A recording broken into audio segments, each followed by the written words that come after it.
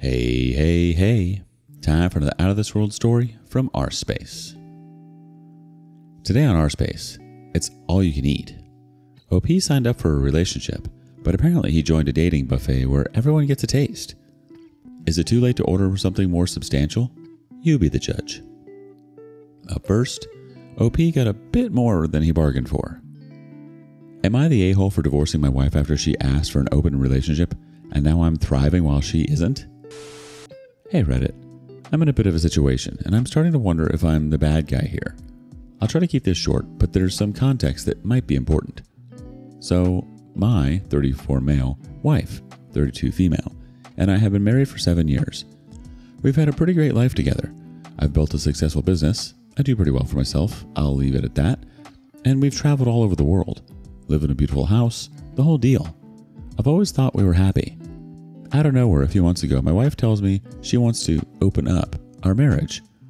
Her reasoning was that we were missing out on experiences, and she wanted to explore her options. But she made it clear she still loved me and didn't want to break up. I was blindsided. We've never had issues with intimacy or connection, and honestly, I'm in great shape. I've always been attentive to her needs, and I just didn't see it coming. At first, I was against the idea, but then I figured, okay, why not see what happens? If this is what she wants, I'm not going to stop her. I agreed to give it a try, but with the condition that it goes both ways. If she's out meeting other guys, I'm going to meet other women too.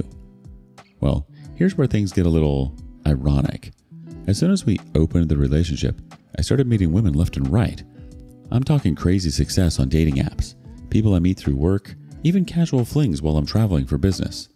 Turns out being wealthy, fit, and confident tends to attract a lot of attention.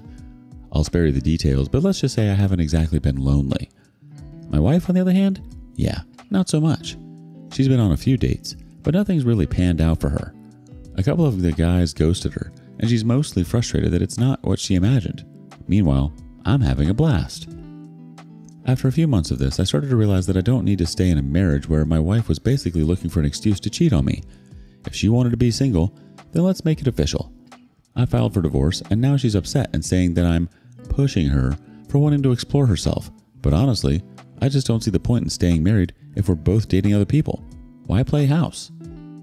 So now she's telling our friends that I'm being selfish and that I'm only divorcing her because she's not having as much success as I am in this open thing, which is absolutely not the case. I just think we're on different paths now, and I've realized I don't need to stick around when I can literally have my cake and eat it too. Am I the a-hole for filing for divorce? Or should I have tried harder to make her feel better about a situation she basically created? Edit. To clarify, I didn't start having fun out of spite. I genuinely went into this thinking it could work, but it just opened my eyes to the fact that we want different things. Also, the divorce isn't about her failing at the open marriage. It's about me realizing I don't want this life with her anymore. Does the community think he's an a-hole? Let's find out. First up, she wanted new experiences. I think this counts. Not the a-hole. Next up, now she's going to have tons of new experiences, such as likely having to downgrade lifestyle. As based on OP's post, he is wealthy, so I'd assume he was the breadwinner. Having to try to date again in her 30s in one of the worst dating markets, like ever. Likely having to watch OP start dating a nice girl 6 to 10 years her junior, because that's almost always how these stories end up. Cats. OP is just very giving to his ex. He just wants her to experience a new range of experiences. One more reaction. Not the a-hole. It sounds like the open relationship revealed fundamental differences in what you and your wife want from your marriage. You gave it a shot, and it became clear that it wasn't working for either of you, albeit for different reasons. It sounds like your wife wanted to explore something she wasn't fully prepared for, and when reality hit, it didn't match the fantasies she had in mind. It's not about punishing her for wanting an open relationship. It's about realizing that the marriage as it wasn't fulfilling for either of you anymore. You were honest, gave her the freedom she asked for, and ultimately realized that staying in a relationship that didn't align with your needs or values wasn't the right path forward. You're not the a-hole, OP. You tried to make it work on her terms, and when it didn't feel right, you made the hard decision to move on.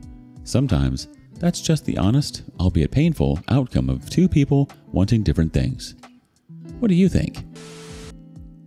Next up, OP learned that sometimes the real lesson in marriage is knowing when to pack your bags. I found out my wife had been cheating on me and lied to me about it for 2 years, so she could maintain the lifestyle I provided. It's now the beginning of September, and this happened on Mother's Day earlier this year. For the story to have proper context, I need to take you back to 2.5 years ago. My wife, 27 female, and I, 26 male, had been struggling in our marriage. We had just moved across the country to a new city. This city is one of the most violent places in America, and me, being from the rural Midwest, I struggled a lot with the mental health upon arriving here, specifically with anxiety. My mental health put stress on our marriage, and top of her stress as being a graduate student going for her PhD. As part of her PhD, she was required to go to a remote area on the planet, trying to be vague, for 3.5 months. In that 3 to 5 months, our communication was limited to 1 Zoom call a week. It was hard on me. We had always been together since I was 18 and a freshman in college, on top of being in a place that ramped up my anxiety. She left for said remote place in October and came back in February. The first time I knew she cheated was when she got home, and the first time we were being intimate, she asked me for things that were out of the left field compared to what we used to do. We did not have a vanilla intimate life at all, so these requests she made really made me question what she was up to when she was away.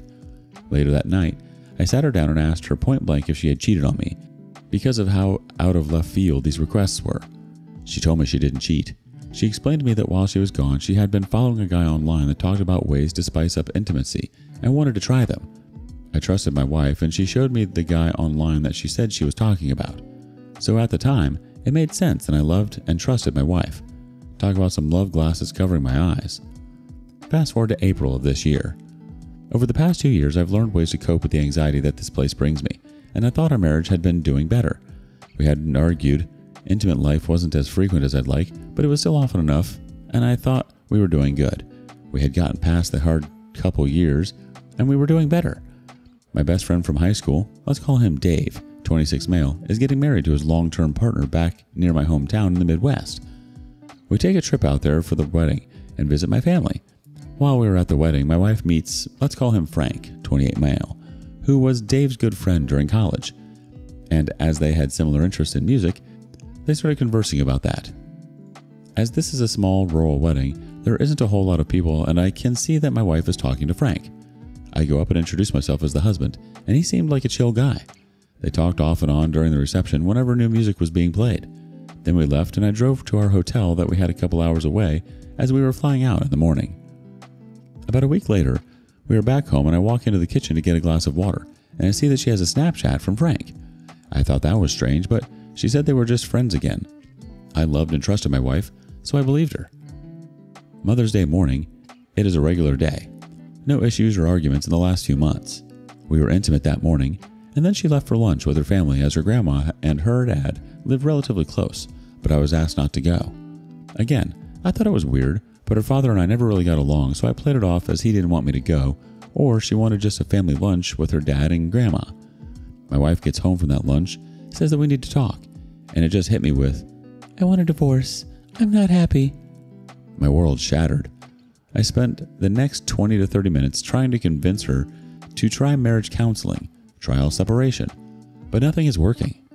I eventually said, "Whatever is going on, we can fix it unless you've cheated." That's always been a hard line for me. I don't do cheating. When the trust is gone, it's gone in my eyes. You can't come back from that. My wife proceeds to start hysterically bawling her eyes out in front of me, and I knew in that moment that she had cheated. Now I just wanted to know how bad it actually was. It turns out I was right to question the new intimate things when she had gotten back from a remote trip. But not only that, she had been intimate with a few other people in that 2 years time span. That floored me again. I was the sole provider of our household. She was a grad student that had next to no income. So what she had done is my wife knew she was done with our marriage when she came back from her remote trip. However, instead of leaving and getting a divorce then, she stayed for another 2 years so she could live a more comfortable life and have a nicer car. The lease is under my name, so I asked her to pack a bag and leave. I went out to my car, drove to a parking lot not too far away from my house, and it all hit me. I don't think I have ever cried like that before in my entire life. Mid-cry, I get a call from my brother, reminding me to call my mom for Mother's Day, and as soon as he heard me sobbing like that, he got off the phone and called my dad. My dad then calls me and I explain to him everything that happened, and saying it out loud to another person just made it all worse. Eventually, I gathered myself, went home. My wife was gone. She had packed a bag and left as I'd asked her to. Fast forward 2 weeks.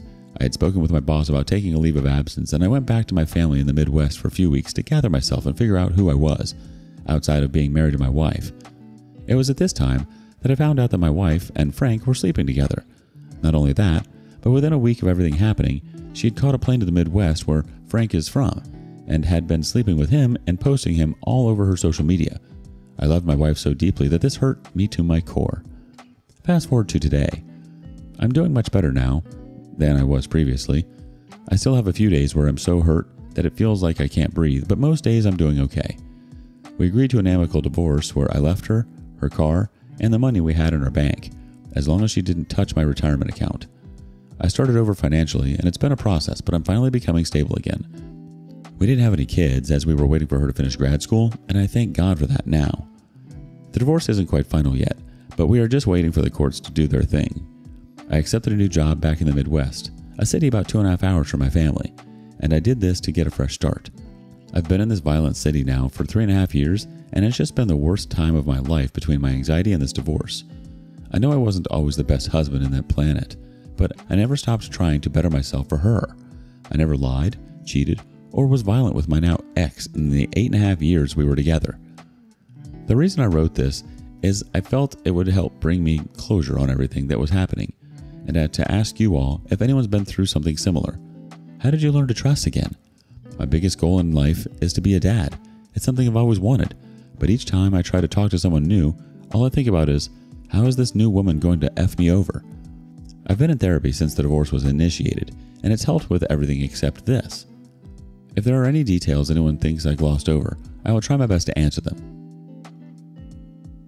Ask for some advice, and we've got them. First up, what a disgusting blood-sucking creature. My friend, I was cheated on by my first true love, high school sweetheart. I was convinced to marry her. Thank God it didn't happen. However, once I went back into the dating field, it took me 1 year and 8 months to regain my inner self. I never doubt the quality of my late love. I started with a clean slate because she was not my ex, and I was rewarded in full for this. We are still together, married 32 years.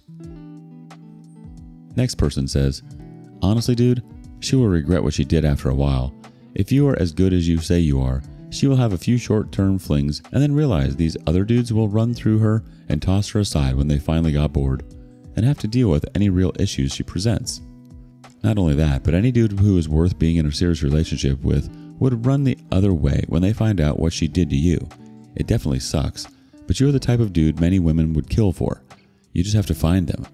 This is a setback, but it sounds like it happened to you for a reason. That just wasn't your person. In time, you'll come to appreciate it happening. The OP replies, this is the approach that I've been taking. I'm in therapy and I have lots of women in my life who are faithful to their husbands. My sister, for example, that I know everyone isn't like this. I try to look at things as everything happening for a reason, and the road that I'm will eventually get me to where I need to be. It's just hard getting myself back out there. Someone else says, I was in a similar situation, but my ex never actually admitted to cheating despite the loads of evidence I found. I was jaded at first and had a hard time really trusting anyone I was with. Then, after a year or so, I met the woman that is now my wife at a Christmas party. There were some bumps along the way in terms of trust, but after 8 years, I can absolutely say I trust her 100%, and she's consistently shown me I can rely on her. Hands down, best relationship in my life. Give it time. Focus on yourself and enjoy being free from what could have been a lifetime of misery with kids in the picture. Not every woman is a cheating piece of crap, and the next great thing in your life will make you wonder how the F you stayed with your ex for as long as you did with so many red flags. Oh, and block your ex when she inevitably reaches back out at some point. The ex is already blocked on all social media, phone numbers, everything. A friend I went to college with is a lawyer, and he only charged me for drawing up the papers and nothing else. He's the one who communicates with her for me. I really kick myself for not seeing the red flags for all these years now. As soon as the love blinders were off, it was like a sitcom flashback when all the red flags came in a highlight reel. You dodged a bullet, OP. You're already doing the right things, seeking therapy, focusing on yourself, and working towards a fresh start. It's completely understandable that you're struggling with trust right now. There's no rush to start dating until you feel ready. And when you do, take things at your own pace. You deserve someone who loves and respects you as much as you love them. Keep leaning on your family and friends, OP, and don't lose sight of your goals. Wanting to be a dad someday is an amazing aspiration, and the right partner will share that dream with you. Do you have a similar story? Share it with us in the comments below. And thank you for joining us today on rSpace. Be sure to like and subscribe and hit that notification bell so you don't miss out on our next video. See you soon.